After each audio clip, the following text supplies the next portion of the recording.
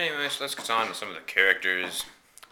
The main character is Henry, but if you read the book, you'll notice the author never refers to him as Henry, but he always refers to him as the young one. This is because, I believe this is because he's full of youth-like ambitions, going into battle, being courageous and stuff like that.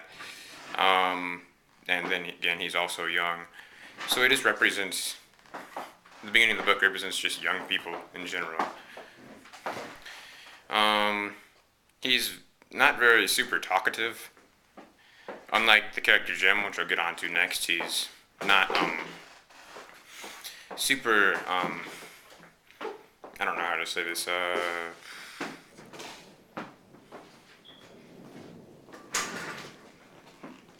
whatever.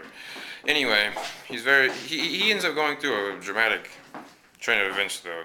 He ends up retreating from second battle, or it's in the first battle. He survived the first wave. Second wave came, he fled, found out his brigade, or his regiment didn't flee. Spent a long time in the woods, mourning that he was a coward, basically. Eventually, he found his way to a wounded center after running away from a dead corpse he found in the middle of the woods. And the corpse did not follow him. This isn't a zombie book. It's just he found a dead corpse, it scared the crap out of him, and he ran. Anyway, so he walked through some wounded people, found his friend Wilson, which I'll also get about later. He was injured.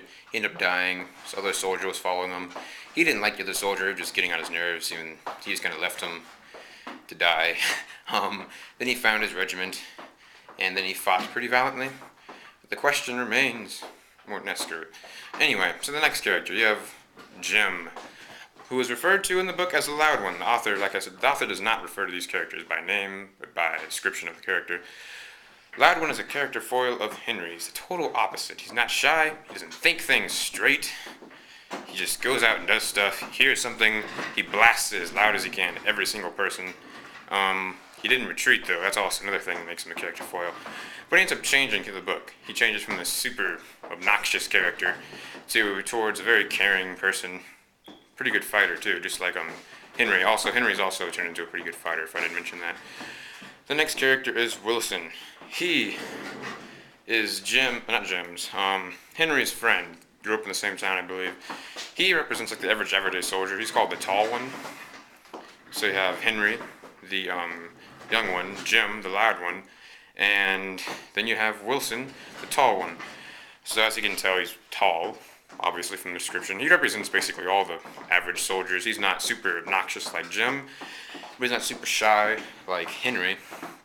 And he's not as good as a fighter as those two, so he represents the average everyday soldier.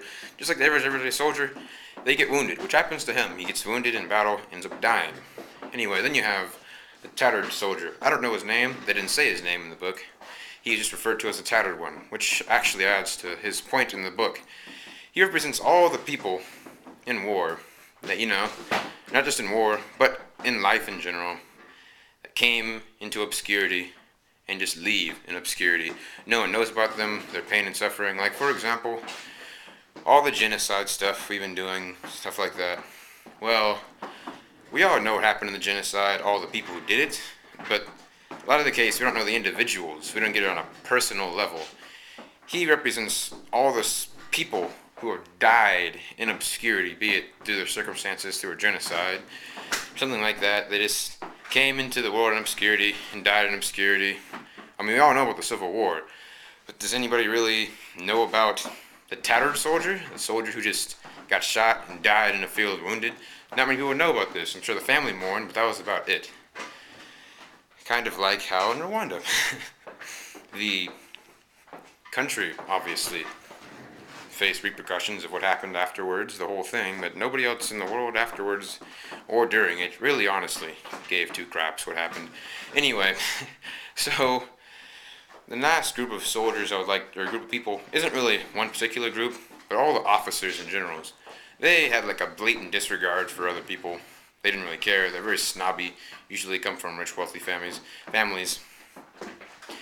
They just kind of sent people into battle knowing they were going to die to help the overall plan, their overall goals, their nation's goals. They represent the people that just, don't really care about the individual, but just do it for the cause, if you will. So those are the characters. Summary of the book: you have Henry enlists in the army. That doesn't actually happen. It's a flashback. He's at the camp. Jim is blasting out everywhere. They're going to attack, which has actually been told a bunch of times in the past long time they've been at this particular camp. They haven't seen combat yet. The whole regiment's full of people that haven't seen combat. They're not veterans. Jim is blasting how they're all going.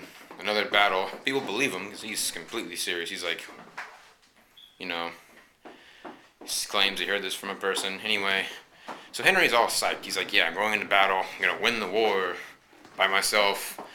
I'm going to get wounded on a hill while jumping in front of the bullet of my wounded comrade while stabbing somebody, kicking another person in the face, just being a complete awesome person. Then a thought creeps into his head. What happens if I retreat? So this horrible thought of him retreating comes into his head. And all this thoughts of this glorious combat that he was thinking of just kind of goes away as he's wrestling with this problem. What if I retreat? Anyway, him and Jim and also him and Wilson have a talk. They just talk for a little bit. Not about this, but Henry tries to beating around the bush. Like, he ends up inching towards the question, will you retreat? And they're all like, no, I'm not going to retreat.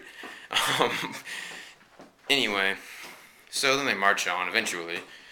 And all the soldiers are all happy. They're like, yeah, we're going to fight. We're going to win the war. People like Jim are like, yeah, I'm going to beat them with my arm tied behind my back.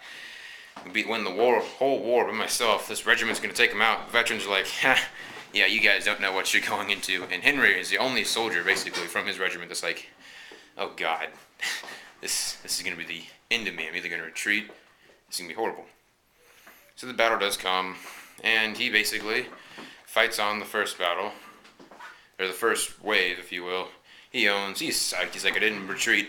Then a second attack comes shortly afterwards. He's like, what the heck? They attacked us back to back. Everybody's going to retreat.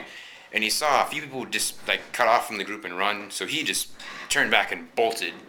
When he turns around, he finds that he ran all the way to the artillery area. Here's from a person running towards the general. The regiment had withstood the attack. He's feeling horrible. He goes on a pity march through the forest by himself, sees a dead body, freaks out, runs out.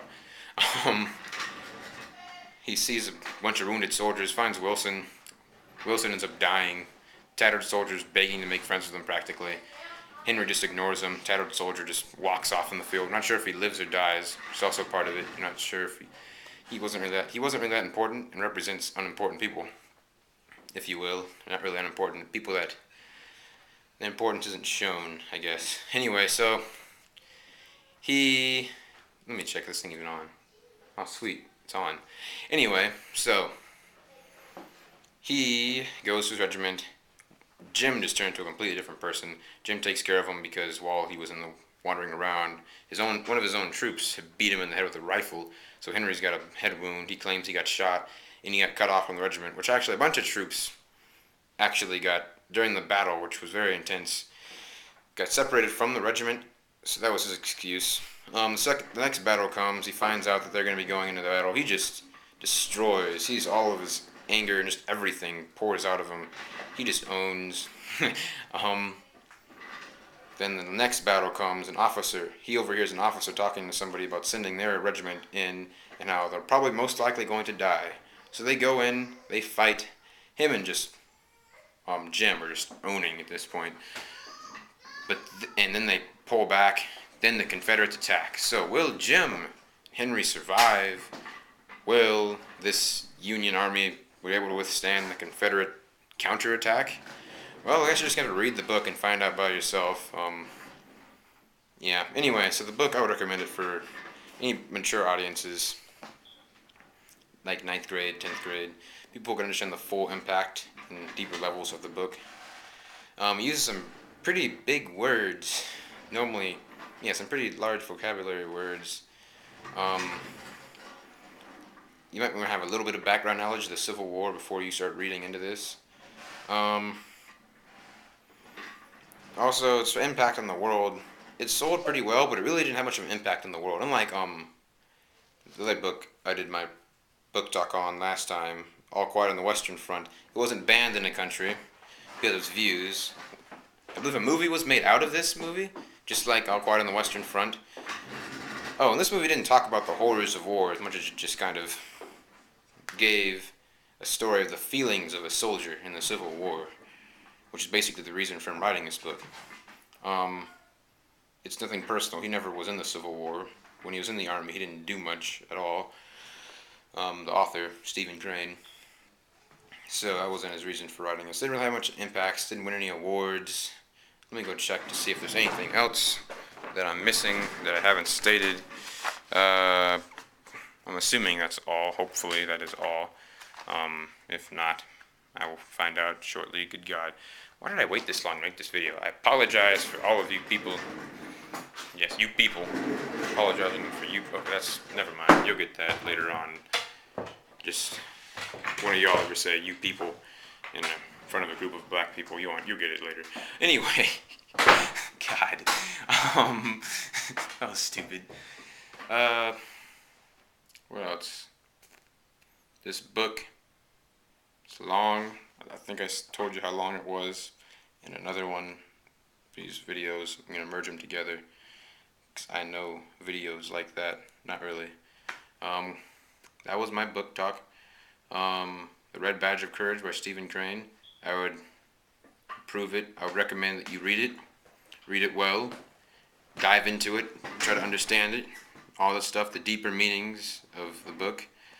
And it's a good read. And hope you enjoyed this book talk. Well, actually, I don't.